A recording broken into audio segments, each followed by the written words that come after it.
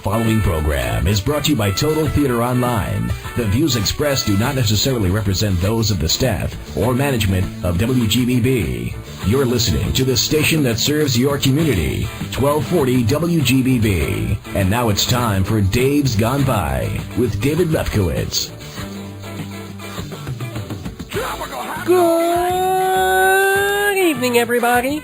Or as Howard Dean would say, Whee-ah! Welcome to Dave's Gone By. 90 minutes of comedy, music, talk radio, and more, brought to you by Total Theater and Performing Arts Insider magazine. Every week, 6:30 to 8 p.m. on WGBB-AM 1240 Freeport and AM 1240 WGBB.com.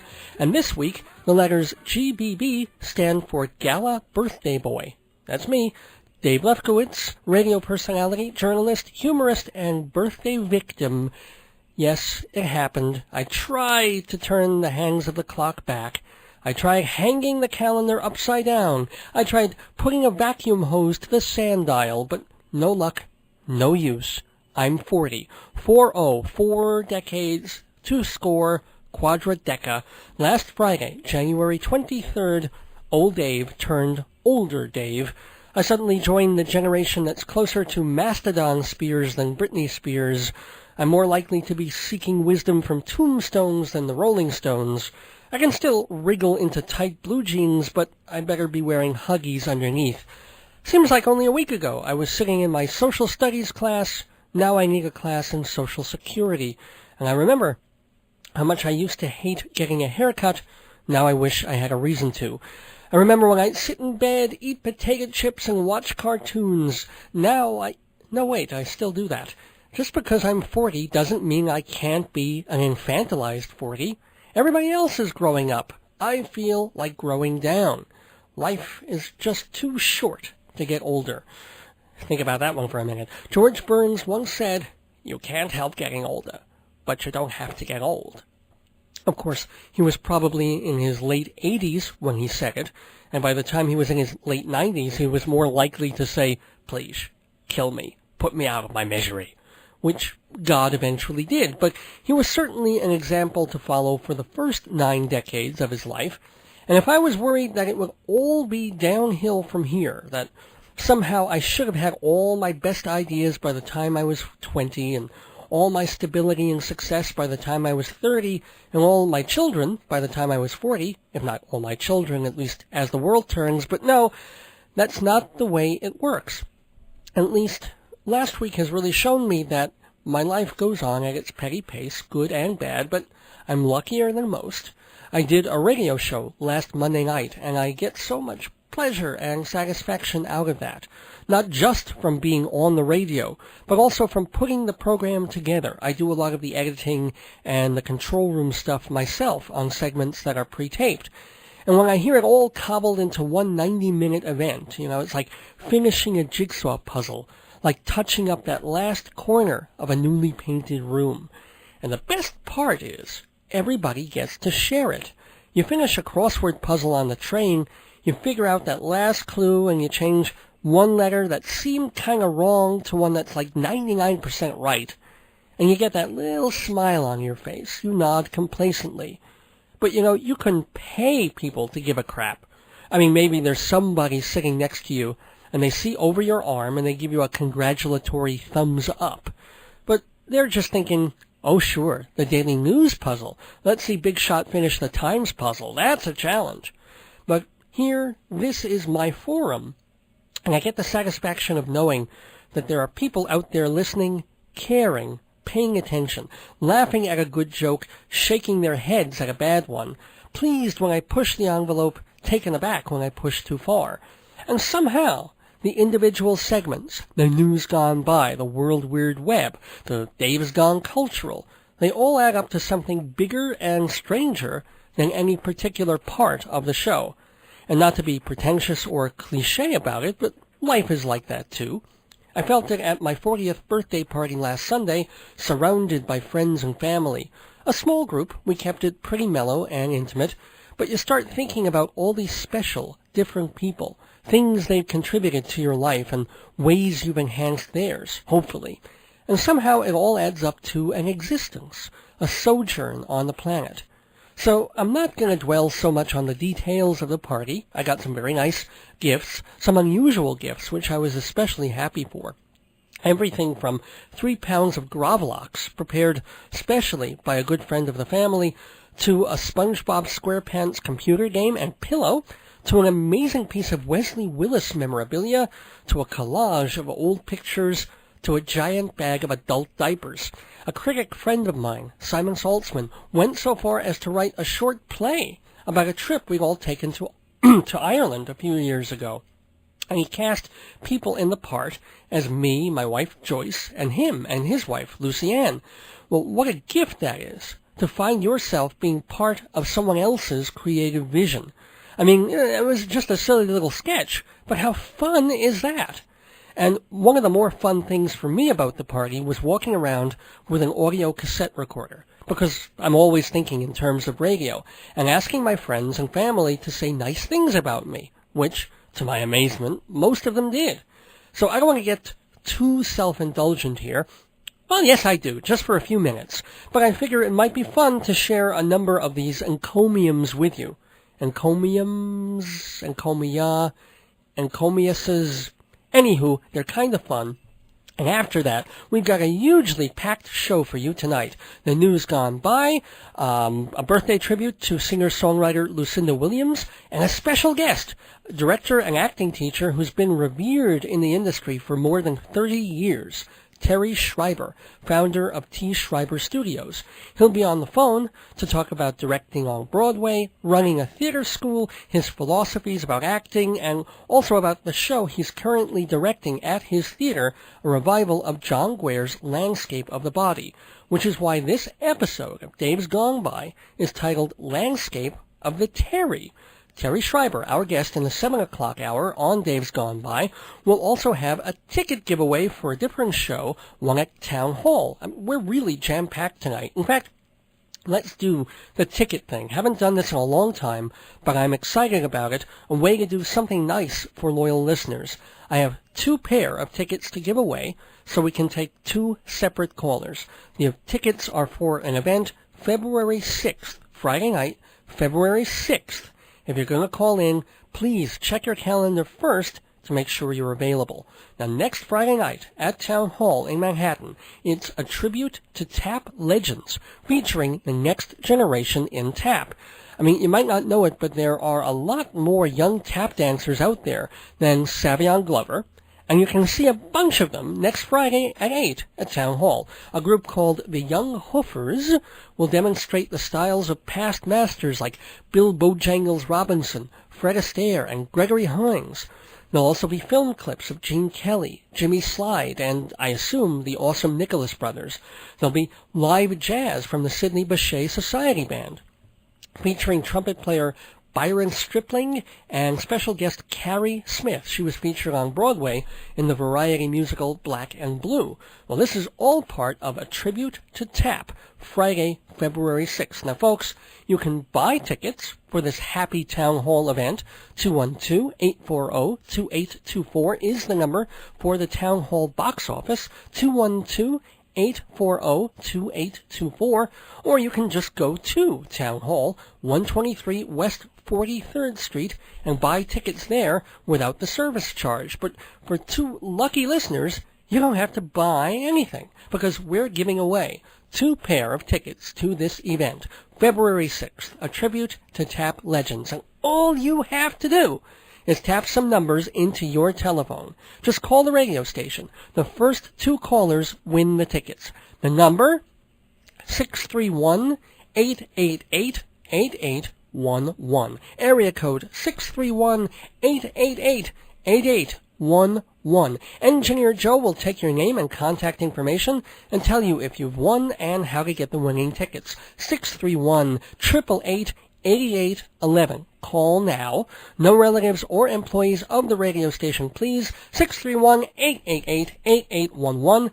Meanwhile, before we get to Terry Schreiber, the news gone by, all that stuff, I'm going to test your tolerance a little while with some birthday wishes for old Dave, recorded January 18th at my parents' house during my 40th birthday party.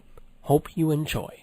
A couple of nice words about David. Well, actually, it's been a great pleasure knowing you for all this time, even though I can't get onto the website.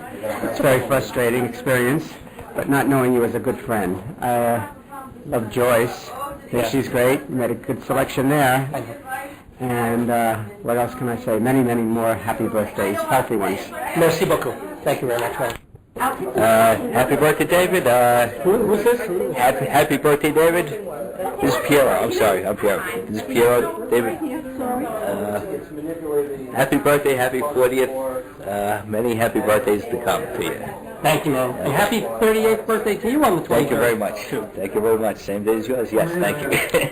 Something nice about you. Yes. Yeah. This is my dad. Dear David, this is your mother. I wish you everything you wish yourself. Plus, good luck to 120. I love you. Bye. Thank you very much. Love you.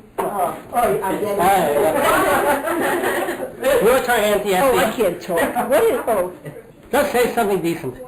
Or in the yeah. how do you talk into this? It's called a thing. You just talk.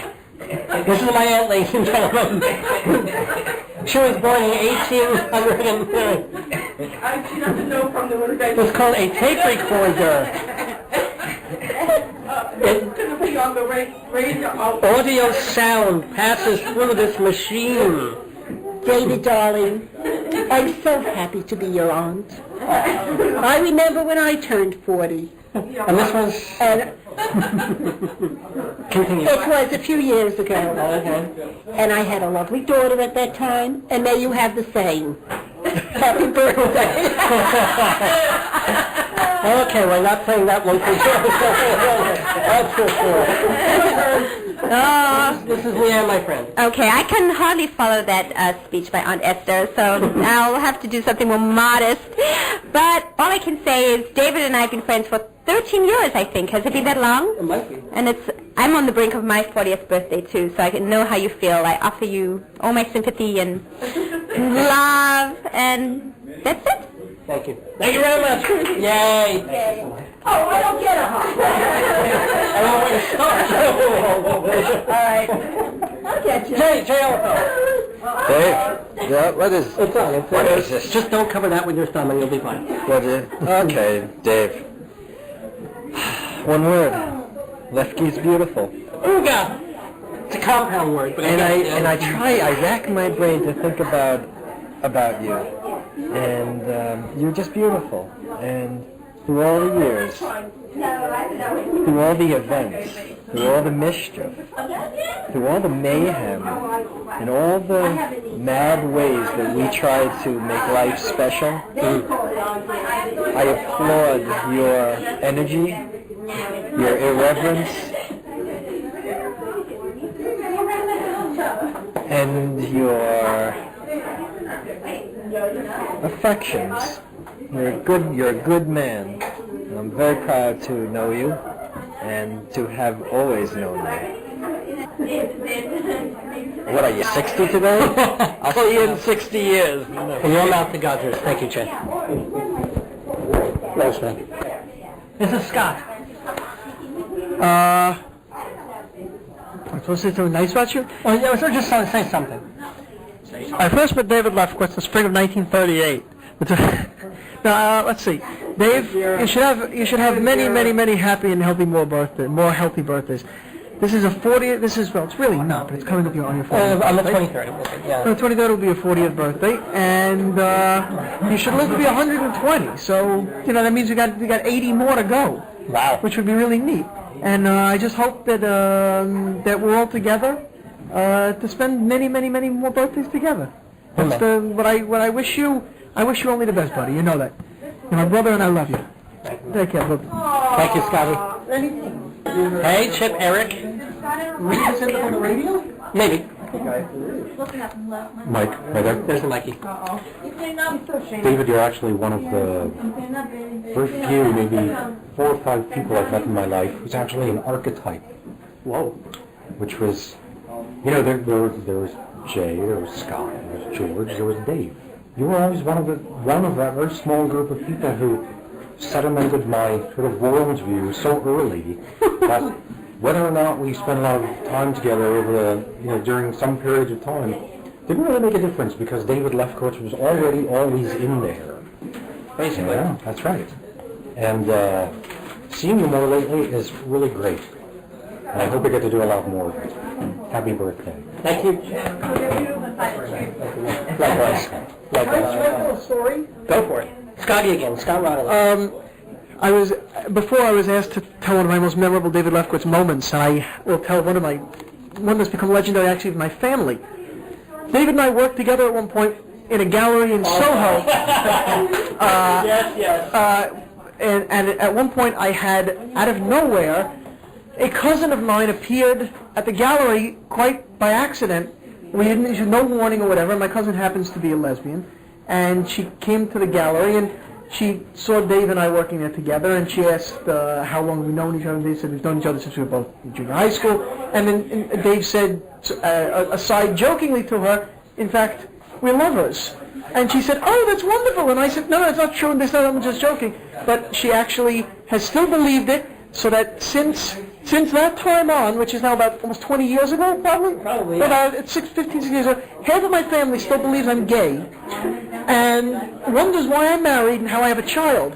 And why you don't have my anal child. And half of there's a whole portion of my family it's gotten they say, oh yes, Anna's youngest son is gay. I know. I met his lover. I was like.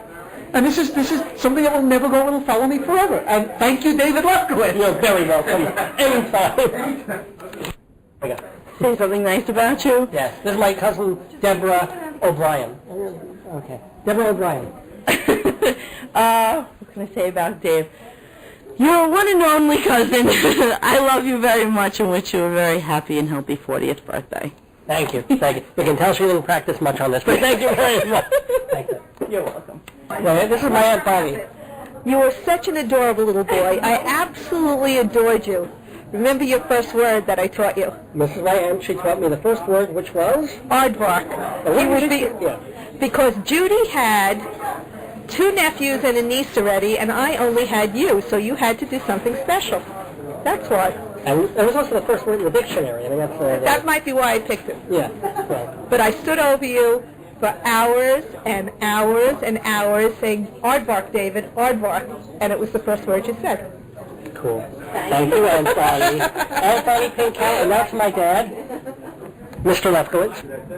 I was just thinking about the fact that the stories, the two little vignettes that I had about you when you were an infant, and I got that warm fatherly glow. Of course. And it was because I didn't realize it first, but it finally came to me. It wasn't just moist. I mean, it wasn't just warm. It was moist. Yeah.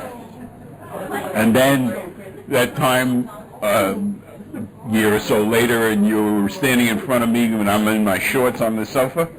Of course. And I touched the lamp, and you let go of my leg at exactly the same moment.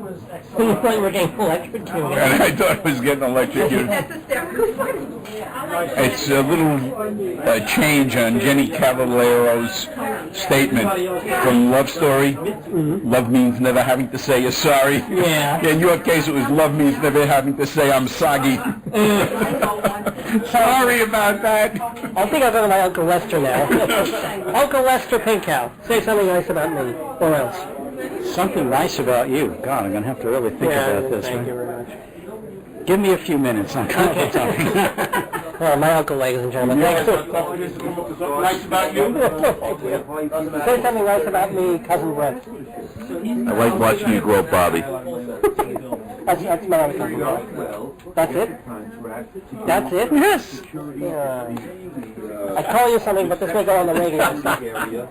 Say something nice about me. This is my cousin Josh. Say something nice about you? Or anything about me. Fun to play golf with. Thank you. I try. We should do that again soon. My family, ladies and gentlemen. Joanne? You're the most intelligent, creative man that I've ever met. Whoa! Slap it on with a trowel, I don't I think. Thank you. actually watched your telephone program today, and it was fantastic. I was very much impressed. Thank you. Thank you. I should stop there, but I'm not going to. I'm not going to stop right on the head. This is my cousin Stefanie. Happy birthday, first of all. My older cousin, David, the most mature influence in my life. Well, yeah. This is not advertising. She doesn't have to be truthful. Thank you, cousin. for that. Happy birthday. Thank you. Many more. Bobby. Happy my birthday. happy cousin Bobby. Yeah. Happy birthday. And you already have my belly button. That's, we won't get into that. Yeah. Thank you. Diditi, Mitra. Funny story. They're all X-rated. Oh, okay. Where's your ears? I don't have any though. Thanks your buttocks. I don't have any. Well, just say nice things about me, for God. Everybody else did. Who, David? Me, yeah, that's me. David? Dave, He's crazy. Really? At nighttime, somebody should put a camera in there. A camera in David's house with the dogs and the frogs, Joyce and Diditi, at nighttime and noon. Things happen, baby. Oh, yeah. Oh, yeah. All the time. And David's the big bubba. Man. Thank you, Dave. Say something nice about me. Well, we wish to wish David a happy 40th, and I'd like to say as a Christian... Thank you. We don't allow Christians on the show. This is baby Alex O'Brien. Say something nice about me. It's better than what a lot of people have said. Burp into the microphone. You should have been here a few minutes ago. He did. Oh, he You almost missed burped. his burp. You liked You should hear what I almost did.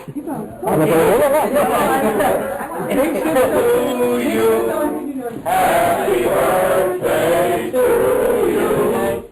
Happy birthday, dear David. Happy birthday to you.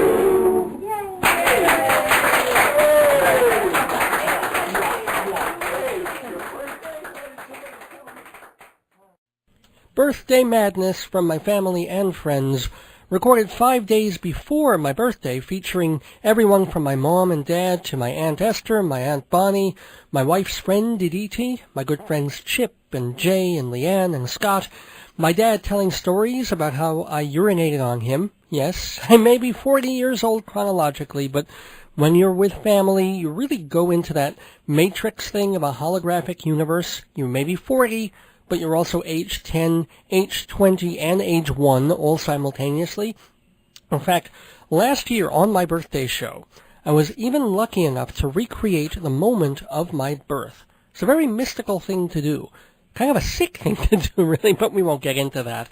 Anyway, I've had many requests to play it again. It's quite short. Shortest labor in history, in fact. 1 minute and 15 seconds. I play both the obstetrician and myself, and I dare say I do a fine job at both. My friend Scott, whom you just heard tell the story about his family thinking he's gay thanks to me, well, Scott plays my mother in this sketch. No comment. And engineer Joe Salzone, my good buddy Joe, he plays my dad, Philip Lefkowitz. So without further ado, here again, in all its horrible glory, is my birth, January 23rd, 1964. Be afraid. Be very afraid. The date is January 23rd, 1964. You are a fly on the wall at Brooklyn Hospital. And what are we watching? David Lefkowitz's birth. We take you there now. All right. Okay, Brenda, just keep pushing. Philip! Push. Philip, why are you crying? Philip, stop crying and be helpful. Mrs. Lefkowitz, just please push. Let's count. Let's count. You 1, push, 2. You count. Push. 10, 9, 8, 7. It's all right. Stop crying. All right. I think the baby is starting to crown. Crown, of course it's crowning. You're passing a football. Just push harder. Push as hard as you can. I'm going to faint. Mr. Lefkowitz, she really needs your help. You faint. I'll come running after you. Stop it. That's just push harder. Oh, the head is out.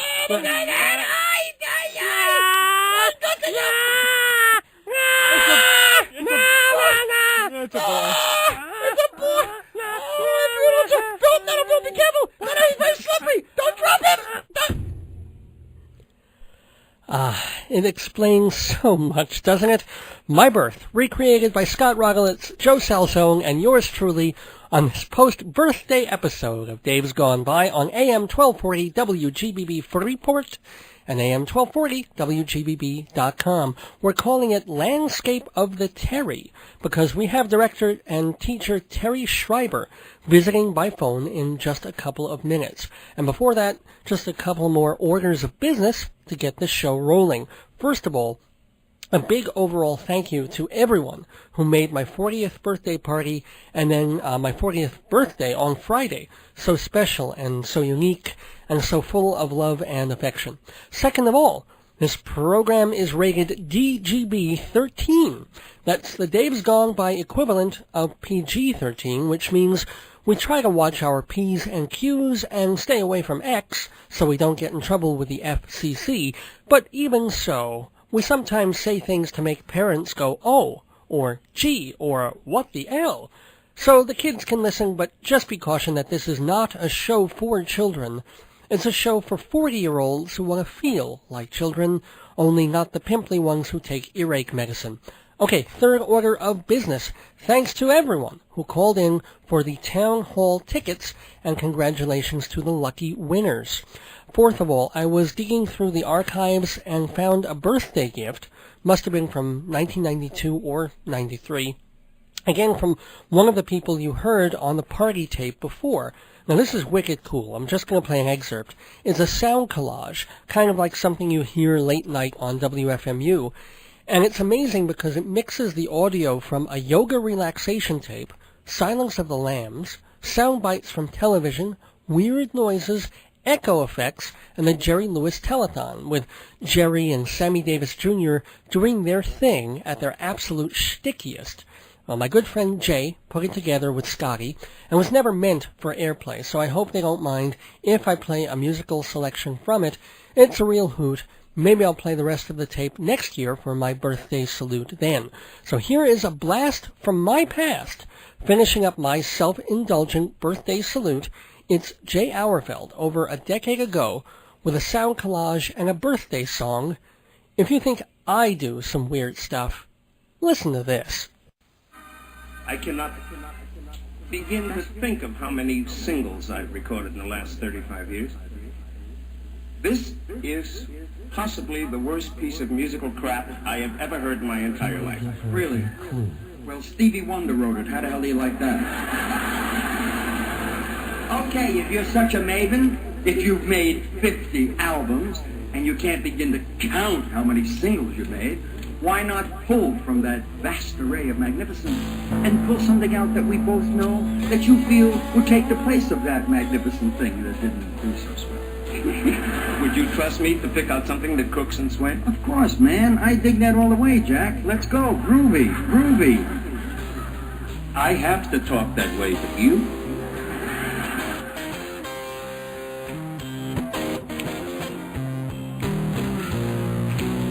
Hey, David, happy birthday, and this one is for you.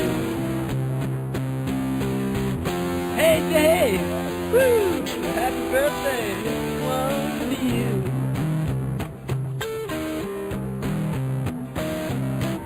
Happy birthday, Dave, this one for you.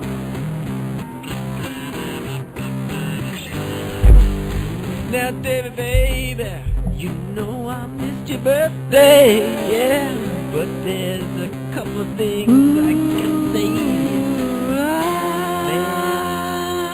Happy birthday to you.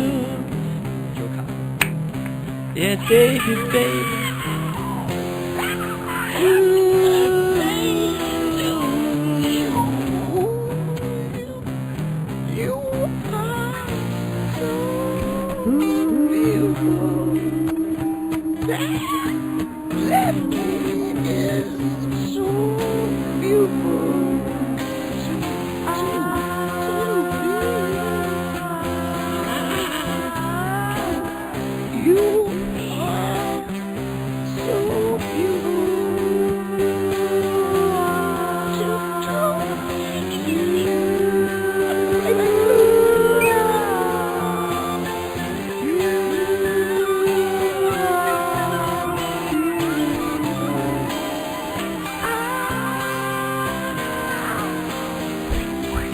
got a David Lefkowitz, baby. Oh, you know that I love you, David. In a got a Lefkowitz, baby. You know I love you. Please take my hand.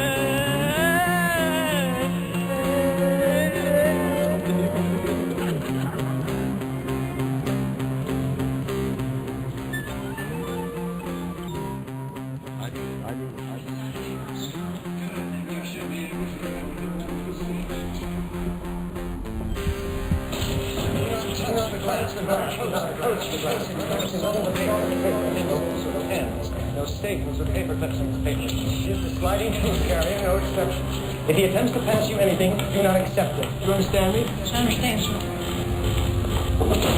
I'm going to show you why we insist on such precautions. On the afternoon of July 8, 1981, he complained of chest pains and was taken to the dispensary.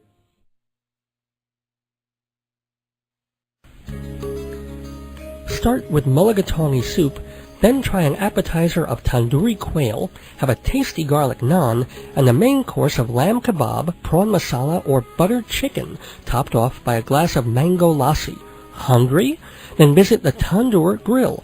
Fine cuisine, great service, nice people. 222 Sunrise Highway in Rockville Center, 516-766-4440. See the menu at tandoorgrill.com. It's India-licious.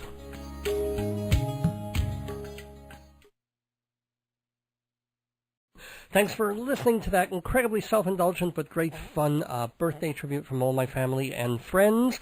Thank you also to all of you who called in for the town hall tickets. Don't remember the other person, but congratulations, Richard Schoen, who'll be seeing the TAP show at Town Hall. But we're going to be talking about another show for the next 20 minutes. It's called Landscape of the Body. And it's a revival of a John Guare play that is being done at T. Schreiber Studios in Manhattan, off Broadway. And we have the director, and not only is he the director of that show, but he runs the whole darn place and has been doing theater and directing and specifically teaching acting for more than 3 decades now. So without further ado, I want to get right to it. He's on the phone with us now, I hope. Terry Schreiber, are you there? I am there, Dave. Hey, Terry, thanks for coming on Dave's Gone By. How you doing? I'm doing good. That ad you just had on for that meal was just marvelous. I know. I'm waiting to have dinner when we finish, and that was just a wonderful ad. We'll get there before it starts snowing. It's in Rockville Center. You can probably, if you have a car, you can probably drive from New York there in about an hour. Okay. Anyway, it's good to talk to you. Mike, I have heard your name, ever since I've been in the theater business, per se, for like 20 years. And you've been doing this 10 years before that. But why don't you explain to folks? I know it's not fair to do your own introductions, but I gave a little bit about who you are. But just tell the world. Well, Dave, I came to New York as an actor in 1960 and did quite a bit in acting between 1960 and 1969, and I never made any conscious decision really to stop acting. It just suddenly in 1969 I started out of a tour I'd been on to do some teaching, and I just realized I wanted to stay more based in New York, so I started teaching at several different studios in New York, and about a year later I went on my own, and then it just gradually grew into not only teaching but doing productions. And about a year later, also taking over a theater up in Vermont, and we do a season from fall till spring in New York, and then and start all over, do about 5 plays up in Vermont during the summer, and that kept up for 2 years. And the whole thing just evolved that I found directing much more fulfilling than I ever found acting, even though I got to do some awfully good roles. But suddenly I realized, wait a minute, I'm just so much more immersed in this on a deeper level than I ever was as an actor, and I'm really... Not to break in, but why is that? Why did directing click for you in a way that acting didn't quite? Well, because it's working on the whole, not just the part. I mean, I think an actor's job is to, just work on the role that they're doing and leave it at that, and you don't get involved, I mean, you have to obviously work who you're playing opposite, but it's the difference between working on the part and working on the whole. And suddenly working on the whole, I just found much more richness in it and much more personal excitement. And the leap from just directing here and there to actually having a theater and a school. Mhm. I mean, how a little more specifically how that all came, grabbing a theater in Vermont. I mean, it was just there or what? A friend of mine tipped me off about it, and I drove up there, and it was all settled in a weekend. Then I would take it over, and I got to work with some wonderful people in this small community, and I probably would have continued, but after 2 years, the writing was on the wall that really the only thing we really filled the house with were musicals. And I've just never been that into musicals. So I really resigned after 2 years. The theater did go on, and it's still going on. What's the name of it? The Bradford Repertory Theater. I think it's just called the Bradford Theater now, but we kind of played in good old-fashioned rep where we, the last week and a half of the season, we would rotate all 5 productions we were doing practically every other night, and that was really exciting. I mean, it's good old-fashioned theater. It about killed every horse in the barn, with all the strikes and the setups, but it was really, really fun. And then I got back here, and the studio space I was using to teach in, I was working, sharing a space with Milton Katselis and Michael Shurtleff, and that space... Shurtleff wrote a very well-known book about auditioning. Right, Yeah. right, and that place, it was a lovely little carriage house right in the middle of a block, but somebody took it over, real estate, and built a great big apartment building there, so I was scrambling for space, and found a space then on 3rd Avenue, and we were there about 5.5 years and would do a 5 to 6 play season, and that's where we finally got very lucky with the Trip Back Down by John Bishop, because Walter Kerr came opening night and gave it a big review in the Times, and the next exciting thing was every producer in New York was coming down to see it and bidding for it, and it did go to Broadway, and that was my big break to direct on Broadway, and it's an experience that probably is once in a lifetime, but it was, we still talk about it and reminisce, all of us that were involved, and this was a time in New York that a lot of producers were coming down to off-Broadway and what we were doing, and really bringing shows up. Hudson Guild, I did a show for them a couple of years later, and that went to Broadway. But they were really scouting things like this from Circle Rep or Hudson Guild, and all of us that were active in the off-Broadway movement. And it was really an exciting time of a lot of creative producers, like Manny Eisenberg and Phil Rose and people like that I was fortunate enough to be able to work with, and then picked up the shows and believed that it could be taken uptown and work, and it was a very, very exciting time period. Before then, producers now more go out to the regional theaters and pick up productions. Yeah, I mean it's kind of a rare thing. They grabbed about a decade ago Wilder, that an off-Broadway company did. Then they moved it up, and then they actually brought it to Circle in the Square. Oh, I remember that, yeah. It was very good. Yes. But it was such a rarity that was the big news about it. They grabbed it from this little off-Broadway company and brought it up. And then the only thing that's changed since then is, thanks to the Fringe Festival, and you're in town, they poke around for the musicals now that are off in that circle. But it's still very, very rare for it to make that leap. From off-Broadway to Broadway goes a lot, but off to... But rolling back to something you were talking about before, what was so different, not only, I guess, with the Trip Back Down experience, but you also directed K2 and one other show, the difference between directing on Broadway and directing off? Well, the pressures mount enormously. I mean, when you direct off Broadway, I mean, you're head cook and bottle washer, right? You're taking out the garbage upon occasion, and it's a wonderful kind of ensemble unity that you try to recreate on Broadway. I think, fortunately, with the shows I did on Broadway, we were able to create that same kind of unity. It's just so much more pressure and so much more at stake. And sometimes doing a play that, and many times I still see it, a play that, should not be done on Broadway. The house is too big for it. The house is not right for the play. That maybe should have been kept off Broadway and it would have gotten, much more of a run. I've been very lucky with the producers I've worked with. I've gotten great support from those producers and excellent cooperation. I mean, I have not had one of those nightmare experiences of backers coming in and, all that kind of pressure or firing actors or things like that. I have not been in one of those. I only was in one of them, and that was not on Broadway. I don't even want to mention Oh, come on. You got to tell the bad stories as well as the good. Oh, it was a You don't have to nightmare. name names, but just a little of the Well, it was a specifics. production I did some years ago of a Eugene O'Neill play at not when Todd Hames had it, but at the Roundabout Theater before Todd Hames took over, and it was a nightmare in hell from every capacity. Ouch. And that was one of those that you'll just never forget for the rest of your life. I think it cost me about 6 months in therapy fees to get it out of my system. Well, O'Neill will do that, It wasn't just O'Neill. It wasn't O'Neill. O'Neill will do that because when you're working on O'Neill, you're working with the most self-centered kind of characters that have ever been written. It's me, and you get into that with the cast and get immersed in that, and kind of that really builds. Does that happen to you, especially as a director, where you have to keep the entire script and all these things whirling around in your head, not just little parts of it? Do you end up living the play for a couple of months? Oh, God, yes, more than a couple of months. More than a couple of months. I mean, I start working on a play, even that I'm going to do down here. I started working on Landscape of the Body, which I already knew and which had been produced by us about 10 years ago. I didn't direct it, but I started working on it in July.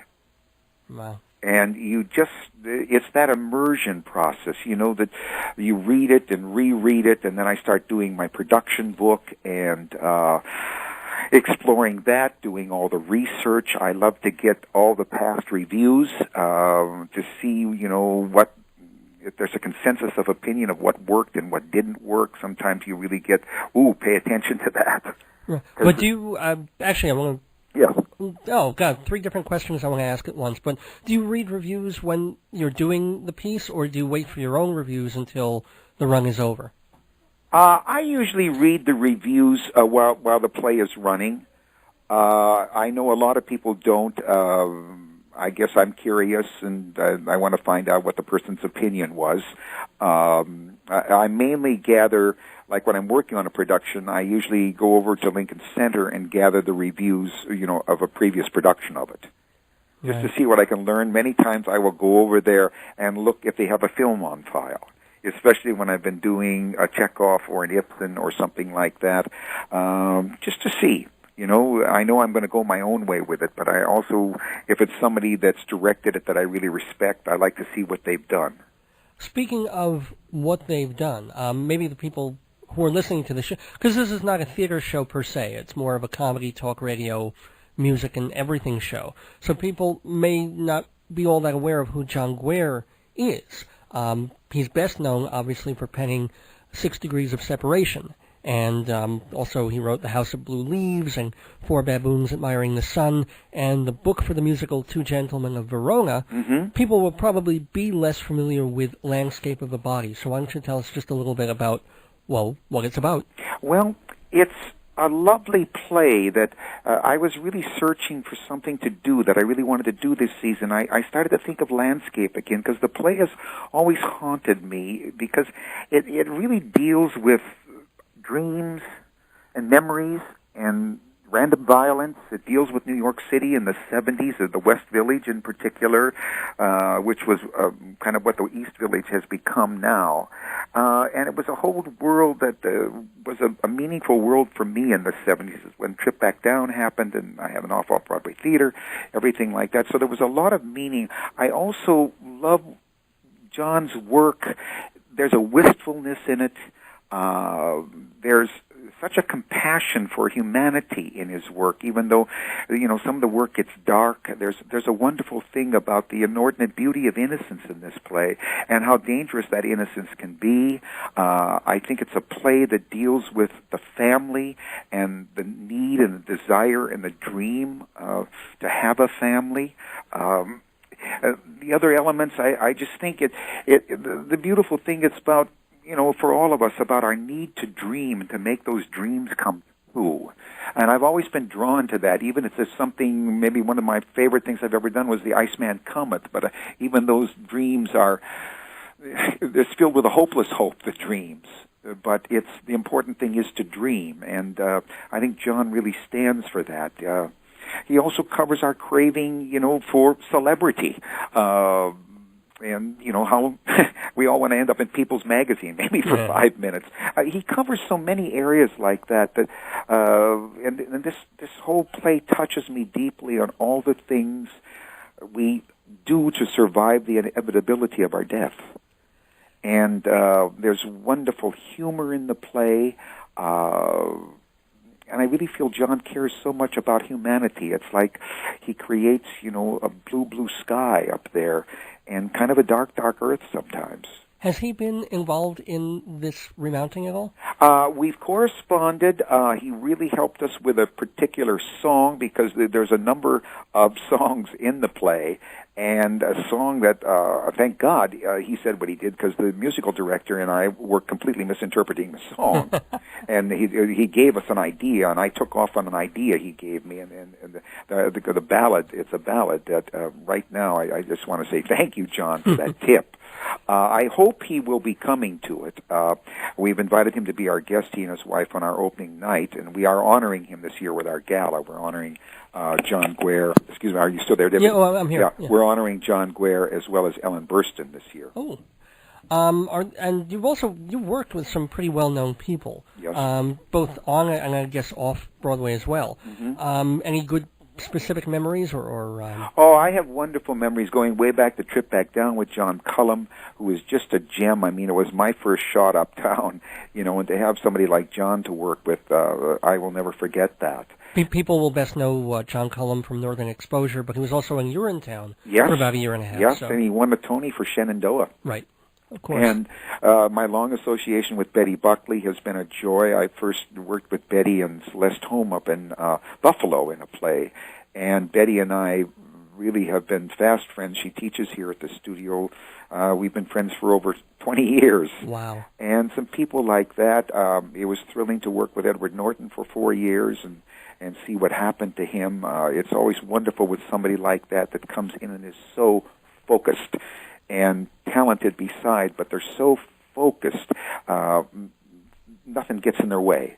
I mean, and I don't mean obnoxiously or anything like that, but they're just, this is what they want, and they really go after it. And I know Ed rented movies and watched movies and picked up novels, and if he found something that he said, hey, I'm right for that, sometimes he inquired if rights were available.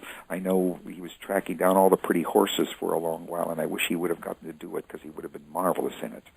But it's experience with people like that, I mean, seeing what's happened to him, and I'm trying to think here. Actually, we only have about 2 or 3 more minutes, so I wanted to grab another question real quick. As a teacher of acting, what is the most profound moment that you've had?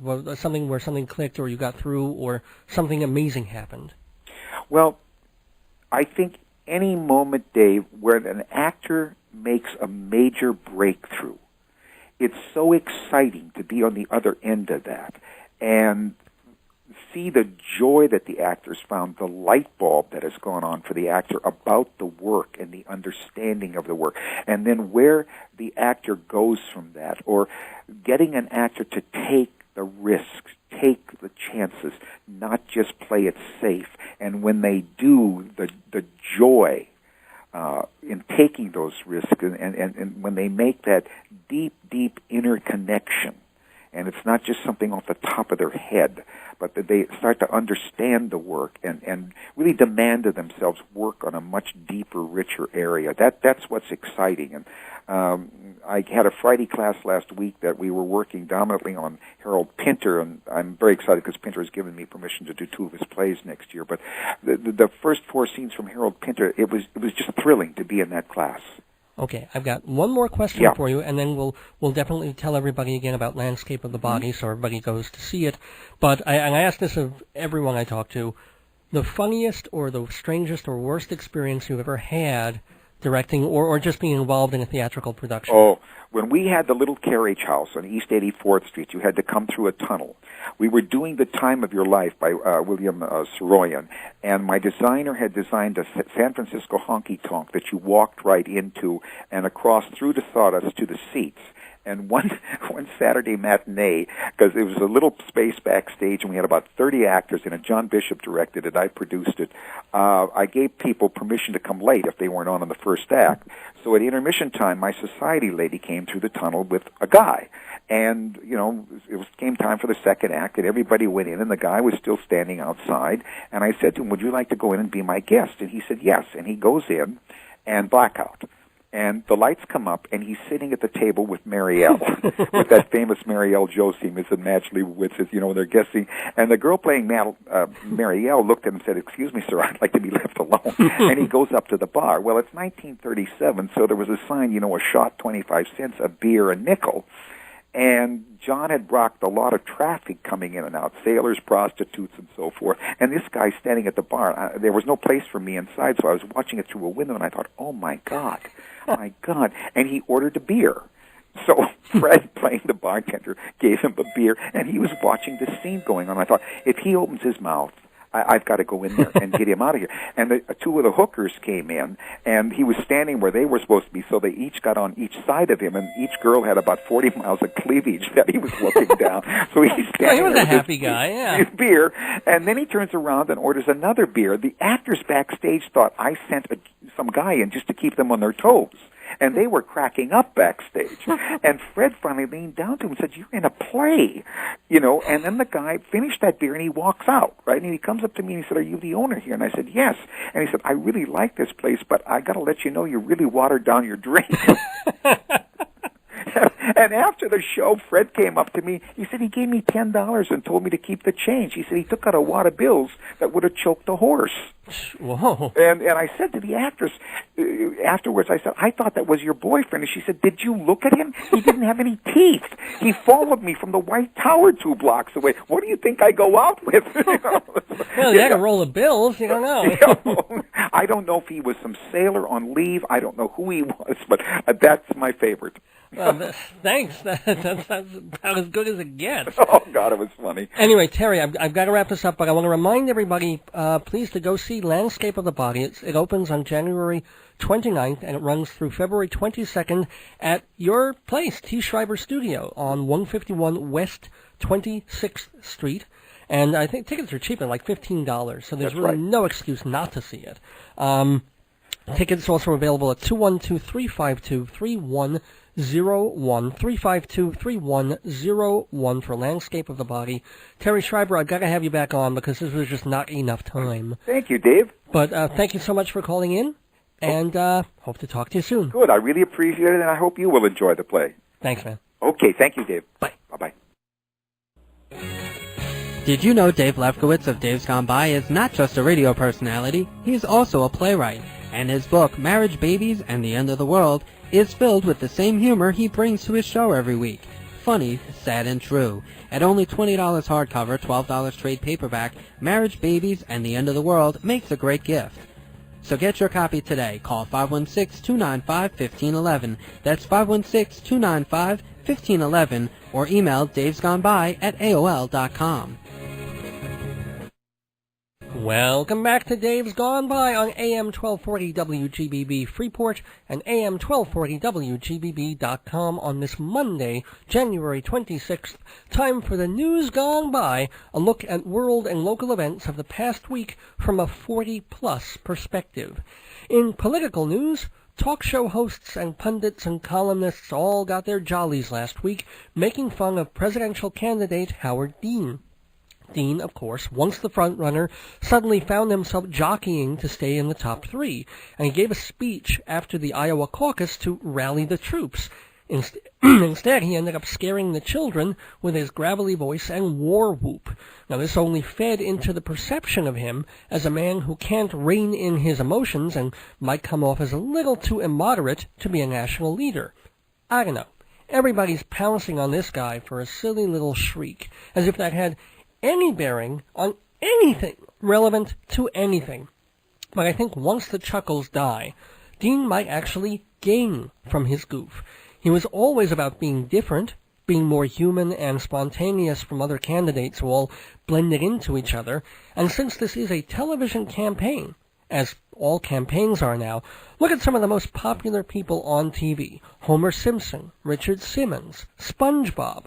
All of them are most beloved for being unpredictable, over the top, but true to themselves. In fact, I'll betcha Howard's little semi-spontaneous yelp is going to catch on, and then all the other candidates are going to try to imitate it, morph it into their own versions. I mean, we all know Dean's holler now. Ee-yah! Kerry will start going, ma, and Joe Lieberman will be like, oi, oi, oi, oi, oi. And John Edwards is young. He could get into it like, yee-haw! And Al Sharpton will probably co-opt something from his mentor, James Brown, like, heh, I pass! And, who else? Dennis Kucinich will try to scream, but after eating a veggie burger, he just squeaks a little and lets out a fart. And Wesley Clark will wait for George Bush to scream and then point out all the reasons he did it completely wrong. No, but seriously, I think it's fine for a candidate to show a little untempered enthusiasm, especially since the process has become so airbrushed and endlessly scrutinized and, considering the results of the 2000 election, possibly futile. It should be noted that at the end of his State of the Union address, in which he detailed how the country has changed over the last 3 years, President George Bush did not let out a scream. I guess he knew millions of women, gays, minorities, and middle-class families would beat him to it. In world news, well, they couldn't pry a bunch of sailors out of the Kursk submarine, but Russian seamen are fighting valiantly to rescue 10 tons of beer, speaking of beer before, trapped under the Irtysh River in Siberia. A lorry carrying the brewskis sank, so 6 divers, 10 workers, and a modified T-72 tank were sent in, and braving minus 17-degree weather to retrieve the cargo. Now, after a week of that not working, the Army was called in to help as well. Now, the hardest part, they say, is not the elements or the size of the beer shipment, but peeling 4 million sea slugs off the sides of the barrels. In food news, come back to the Jimmy Dean, Jimmy Dean. Sounds strange, but country singer Jimmy Dean has been dumped as the spokesman for his own company. Sara Lee Corporation, which owns the Jimmy Dean brand of pork and meat products, said it was time to move in, quote, a new direction that focuses more on the product than the person. In a recent interview, Dean told the press, quote, I think it's the dumbest thing. The company told me they were trying to attract the younger housewife, and they didn't think I was one to do that, unquote. Well, asked about the decision, a Sara Lee spokesperson said she realized Jimmy has a nostalgic charm, but she also said, think about it. If women want to see an old man cackling and waving sausage around, they'll visit Grandpa in a nursing home. I'm sorry about that. Anyway, also in food news, the SARS virus has caused many serious problems in China, affecting everything from public health to tourism, but it hasn't dampened connoisseurs' enthusiasm for cat poop coffee. All right, let me back up. It's not actually cats. I know the whole joke about Chinese restaurants and cat population, and it's racist and terrible, and I'm proud to make that joke whenever I can, but no, these are civet cats, C-I-V-E-T, which aren't really cats. They're in the vivarid family, which puts them closer to mongoose. They look kind of like a cross between raccoons and anteaters, with the added attraction of being delicious, according to those in the know. They give off a kind of fruity aroma when they're roasted. A little gamey, but you can mask that with vinegar and garlic. Anyway, civet cats eat coffee berries. They pick the best and ripest berries, digest them, and then poop out the bean. Workmen then collect the beans, wash off the dung, and pop them in the roaster. You know, just an aside here, George Bush changed our immigration laws because he says there are jobs in this country that we need to import foreigners to do because Americans just won't touch them. I'm not sure if that is true or not, but if you think we have lousy jobs, what do they do in China? You think they bring in workers from Taiwan and tell them, have you ever wanted to work with animals and really make a difference? Join Team Civet in Beijing. After just a few seconds of training, you could be sifting mongoose turds for delicious coffee beans. Don't think of it as an entry-level position so much as an exit-level position, and every week you get to take home a free pound of coffee. Well, pre-sifted, but still. Okay, but seriously, drinkers of this Kaka coffee are worried because civet cats are being targeted by the Chinese government for possibly carrying SARS.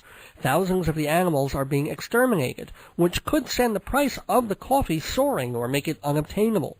On the plus side, in case that happens, scientists have already developed an alternate way to make coffee from the explosive diarrhea of howler monkeys. They call it Starbucks. Speaking of animals, well, Lassie is dead, Roy Rogers' Trigger is stuffed and mounted, Keiko the whale, who played Free Willy, well, he's Frisky's buffet now, but one legendary creature is still very much alive, Charlie, Winston Churchill's foul-mouthed 104-year-old parrot. Parrots generally don't live much longer than 40 or 50 years in captivity, but they can reach up to 110 years. Now, Charlie was famous way back in World War II for squawking obscenities about Hitler. These days, according to Reuters, Charlie doesn't talk that much anymore, but his caretaker says he still gets excited about music and dances to it. On his 104th birthday, Charlie was asked if he wanted a cracker. The parrot replied, "No, but give me some Viagra, 2 canaries, and a bird bath filled with Jell-O, and then get the freak out of my way!"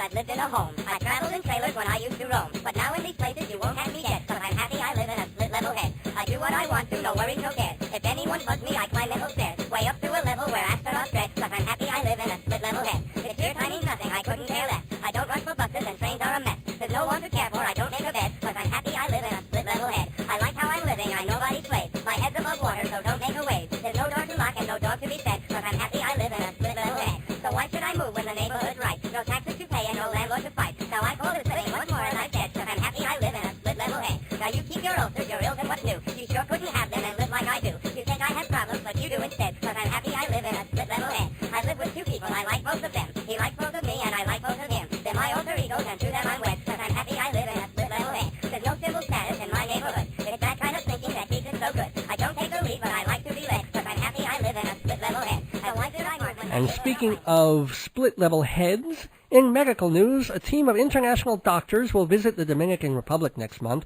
They're flying in to operate on Rebecca Martinez, a baby girl born with an extra head attached to the top of her skull. The girl is basically healthy, believe it or not, but doctors say her brain can't develop properly unless the undeveloped growth is removed. The surgeons are volunteering their services to the Martinez family, and Rebecca's parents say they're very grateful for that and for the outpouring of support from all over the world.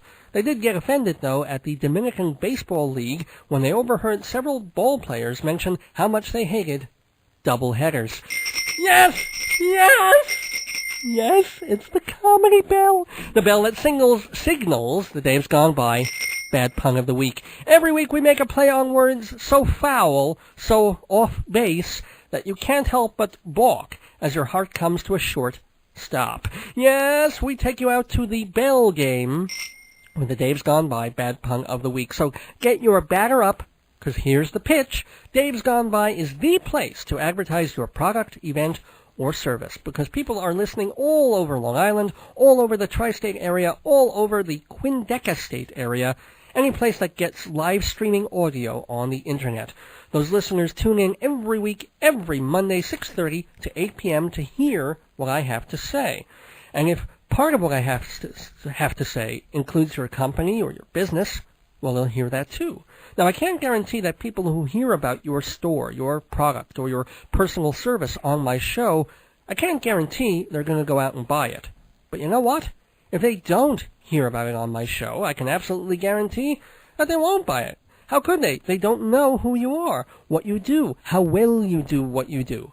That is my job. I am the audio bridge between you and the people who pay you money for stuff. Or, traversing the other direction, I'm the bridge between listeners who need or want something and showing them how to go and get it. And you can cross that bridge because we've come to it, and because advertising on Dave's Gone By is easy, cost-effective, and just plain effective. You can take out a 30 or 60-second ad. You can sponsor a segment like The News Gone By or Dave's Got Guests. You can sponsor the whole show, beginning to end, at prices that'll make you think, why did I throw all that money away on print ads? Why did I think coupons were the only solution? Why did I assume I couldn't afford to advertise? Why is my left testicle so much larger than my right? Oh, sorry, that's from my list of things to ask my doctor. But seriously, folks, the economy's picking up. Spring is just a couple of weeks away. It's time to attract the customers, and the kind of customers with intelligence, discretionary income, and a desire to support local businesses just like yours. So put your message on my medium and advertise on Dave's Gone By. Call 516-295-1511 for all the details. 516-295-1511, or email davesgoneby@aol.com. Don't forget, we can include your link or banner ad on our website, and we can mention you in our weekly emails to loyal listeners. It's shameless hucksterism all the way. But I feel hucksterism should be shameless, or else, why bother? So fill me with your monetary shame and advertise on Dave's Gone By, 516-295-1511, or davesgoneby@aol.com. This time next week, you could be listening to your very own ad, or hear me promoting your product, or, lest we forget, be proudly sponsoring the Dave's Gone By Bad Pun of the Week. Don't be good. Be punderful. In movie news on the News Gone By, move over Pauline Kael, roll along Roger Ebert. Pope John Paul II has taken up film reviewing. Or so the rumor had it when word came from the Vatican that His Holiness was at a screening of the Mel Gibson movie The Passion of the Christ. Reportedly, the Pope approved of the film, saying, quote, "It is as it was." A controversial statement, since Jewish groups have taken the film to task for being anti-Semitic in its ugly depiction of ancient Hebrews. Well, now the Pope's secretary says that although the Pope did see The Passion of the Christ, he absolutely did not make any comment on it one way or another, unless you count soiling his diaper and drooling. No, but since the Pope had nothing to say about Mel Gibson's movie, that has to be taken as tacit approval, since he's had no trouble over the years voicing objections to things he finds objectionable. Also, the Pope has seen and weighed in on other movies, including Bad Santa, which he found amusing and true to life, Cheaper by the Dozen, which he called light, frothy fun, and House of Sand and Fog, which he enjoyed but said was too serious and gave him the giggles. The Pope did add that, quote, "If more women looked like Jennifer Connelly, I would have rethought that whole chastity thing years ago." In music news, Art Garfunkel was stopped for speeding in upstate New York when the state trooper gave a whiff and discovered he was carrying a small amount of marijuana in his jacket. Now, don't get excited. The famous singing sidekick isn't in a whole hell of a lot of trouble. In fact, it's a minor violation, just a $100 fine, and Garfunkel doesn't even have to appear in court. He can mail it in. Garfunkel couldn't be reached for comment, but he was overheard to say, "Whew, good thing they caught me on the way to Tommy Chong's house." Now, with all this talk about birthdays and feeling old, here's something that should make all of us feel a little long in the tooth. Johnny Rotten, a.k.a. John Lydon, a.k.a. lead singer of the Sex Pistols, no, he hasn't died. He hasn't been in a horrible Osborne-like accident. No, it's much worse. He's going to be one of the cast members next season on the British version of I'm a Celebrity, Get Me Out of Here. British journalists are frothing at the mouth over the news, one writer for The Scotsman saying, quote, "If it has come to this for the Prince of Punk, then mediocrity does get us all in the end." And I agree, except the Sex Pistols were always a gimmick. Yes, they played it to the hilt, but it was always a contrivance, a marketing idea by promoter Malcolm McLaren, one that just happened to push all the right buttons and scare the hell out of British society anyway. So let's face it, any member of a band that titled its movie The Great Rock and Roll Swindle has carte blanche to do the hippest thing in the world or the lamest thing in the world. In some ways, they're not that far apart. And look at it this way. At least Johnny Rotten isn't showing up on the British Home Shopping Network hawking designer safety pins and jars of perfumed spit. He's saving that for next year. And that's the news gone by for January 26th, 2004. Please send your comments, opinions, and rock and roll swindles to Dave's Gone By, P.O. Box 62, Hewlett, New York, 11557-0062. Dave's Gone By, Box 62, Hewlett, New York, 11557-0062. And here's a special offer. If you send me a card or letter by mail this week, send it tomorrow or early Wednesday, I'll probably get it before Saturday. Huh? How's that for incentive? So write to me and to the show. Tell us what you think, tell us what you don't think, or just scream, Hee-yah! Which you can also do by email. davesgoneby@aol.com. davesgoneby, no apostrophe, at aol.com. Send me letters, send me gifts, but please no old parrots, especially if they're tired and shagged out after a prolonged squawk. Back after this. Hi, folks. Dave Lefkowitz here from Dave's Gone By, and I want to tell you about a product, event, or service. I'm going to talk about it for half a minute or a minute. I'm going to make it really interesting, and all my listeners are going to go, hey, maybe I'll try this product, event, or service. It's called advertising or sponsorship, and it's easy, cost-effective, and just plain effective. To get your person, place, or thing, well, not thing, promoted on Dave's Gone By and reach listeners all over Brooklyn, Queens, Long Island, and the tri-state area, just give us a call at 516-295-1511 or email us at davesgoneby@aol.com. Check our website, hometown.aol.com/Dave's Gone By, and see sponsorship opportunities, ad rates, and more. Again, the number, 516-295-1511. Insert your product, event, or service here. Lucinda Williams, one of the premier country and folk songwriters going. I'm not big on country music, but she really goes from country to folk to country rock in a very pure way that is uniquely her own. She's not Nashville. God knows she's not Branson. Although by now a lot of the established Opry-type stars are covering her songs. Well, Lucinda Williams was born on this date, January 26, 1953, so happy 51st birthday to her. She was born in Lake Charles, Louisiana, the daughter of poet Miller Williams, who's apparently quite well known in those circles. He was also a good friend of Tom T. Hall.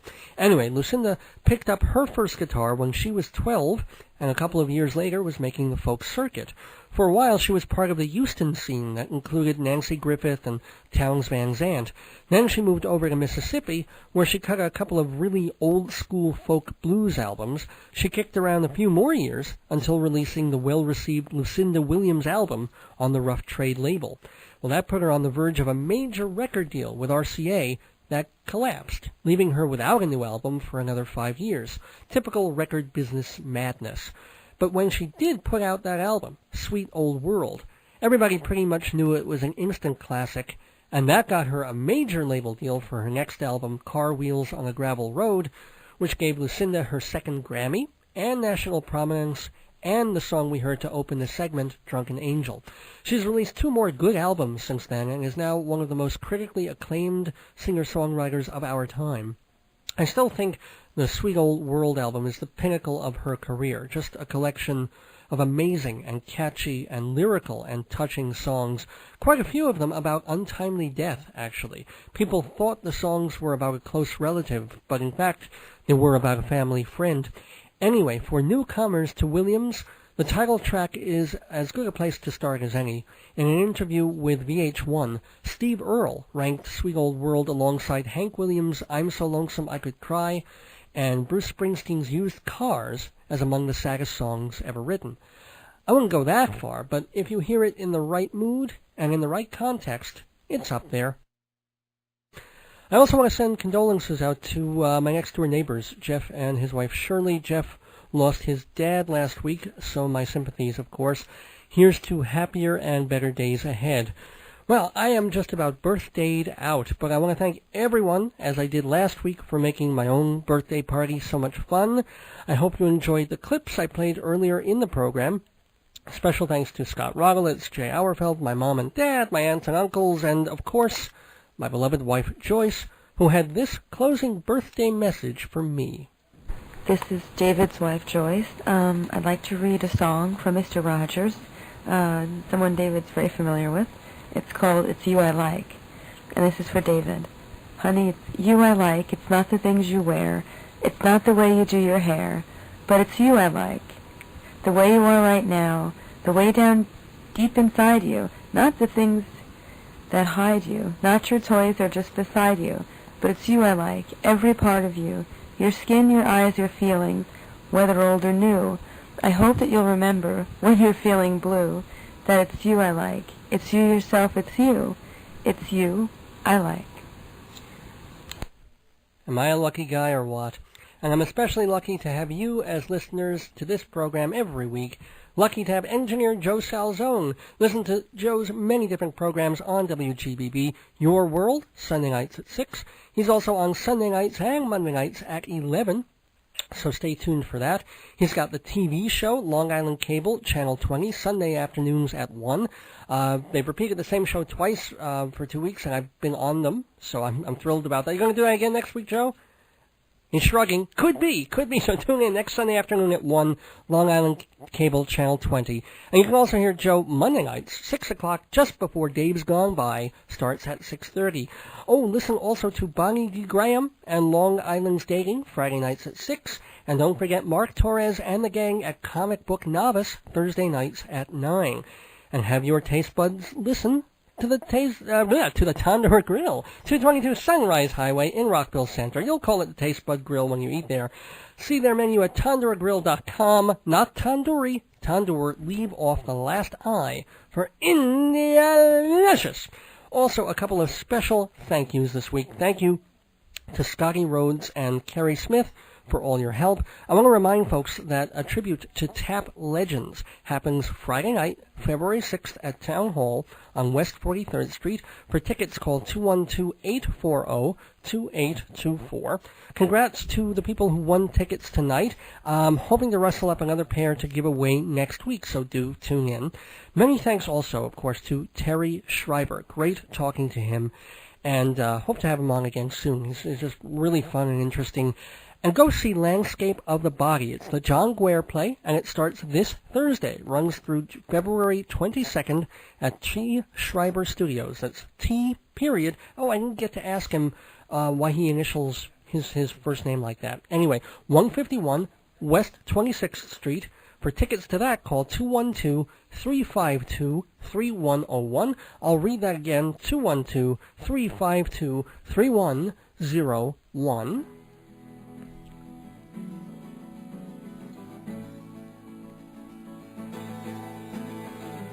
Whew, what a full show tonight. I feel like I've been through a marathon, but we'll do it all again next week, February 2nd, 6:30 p.m.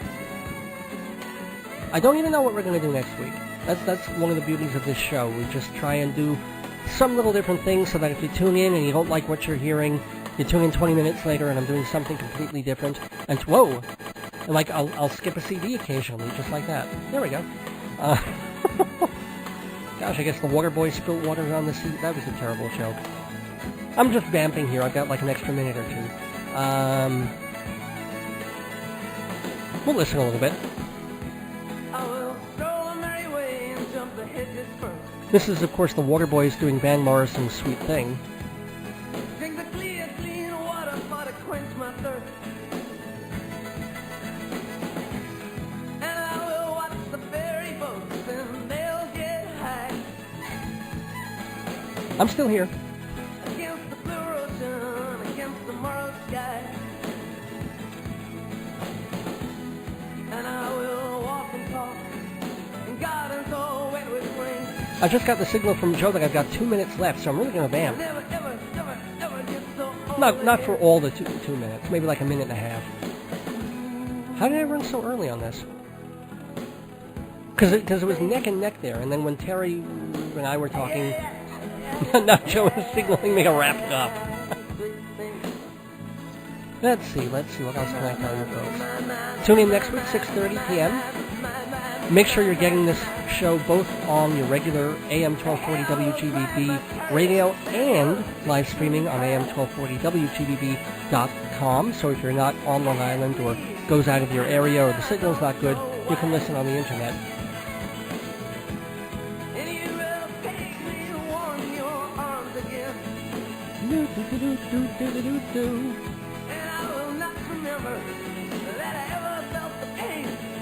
Well, again, do tune in next week, 6:30 p.m., February 2nd, Monday night. Until then, I'm going to stretch this to the last second, dude. I rarely get to do that. He's going to stop it. He's going to stop. Okay, ladies and gentlemen, until next time, don't miss your days going by. This is Dave Lefkowitz.